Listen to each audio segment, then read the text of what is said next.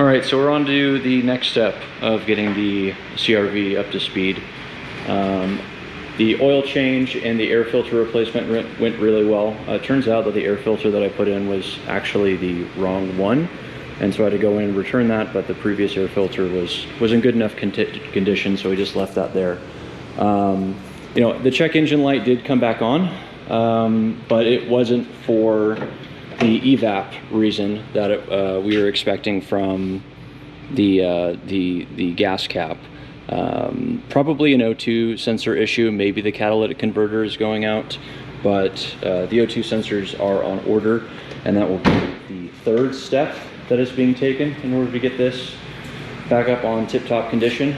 What we're going to be doing today is getting these wheels off. We're about to get it up on the jack, and we have the rear wheel blocked off on both sides. We're going to take all of this stuff that is here on the ground and get it over here and put into the front end. So that's going to include 2 new front CVs, rear and front struts.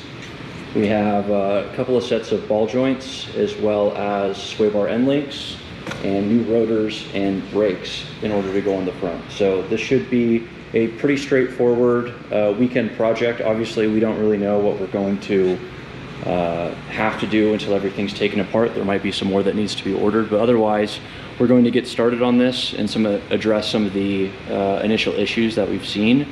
And you know, if I have some footage, I'll make sure to show you just kind of what the sounds and the feelings were like on this vehicle. Yeah, here's what the wheel well looks like so far. A little concerned that the rotors are warped right now, hence why we're going to get them replaced. You know, these struts, I mean, it's 220,000 miles on this vehicle. This lower control arm, hopefully we don't need to replace any of these things, but we'll give you another update as we progress forward. All right, so we've made some good progress. Both of the struts are out on both sides of the front of the vehicle. The rotor's out, the brake pads and calipers are out. You know, the CV is detached. All that we're working on right now is getting this lower ball joint out, and then this outer tie rod is completely shredded on both sides. So there were some clicking noises, some instability going through corners, and yeah, it's just very obvious that this is a major culprit. So we're going to struggle as much as we can in order to get this lower ball joint out, and then we'll be able to work on the rest of the vehicle. So the hub assemblies are now off, along with these lower ball joints. As you can see from this one, we spent a heck of a lot of time beating the bottom of it, but we had a lot more success just coming at it from the top of this control arm right here in order to get it off. I think most people use some sort of like splitter fork, or I don't know the name of it, but it's a specific tool that's meant in order to get these lower ball joints off. But after just shocking the bottom on this side and then coming at it really hard at the top here, we were able to get it off in probably like 30 seconds to a minute. So you know, that shouldn't be that big of a deal. Anyway, they need to get repressed, so we're going to go out and do that, and then we'll come back and finish the rest of this project.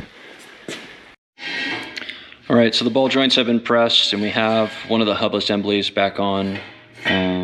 Just going over some of the torque specs for that bottom ball joint connecting to the control arm.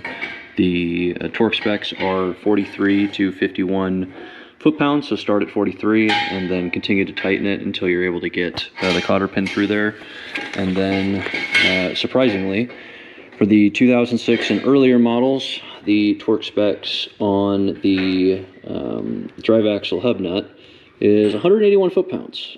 So that is going to be our next task to complete. All right, so we've kind of had our second wind and have just been knocking things out. So the entire front hub assembly is basically completely put back together. The struts, the CVs, the wheel hub, the rotor, the brake calipers, new brake pads. And basically I'm going to be looking at the sway bar and getting the sway bar end link on this side done. Noah was successful in getting the opposite side done, and so I'm going to finish this, and then basically it's just time to get the wheels on, finish locking down the CV axle nut, and then we'll call it good. The front end will be completed.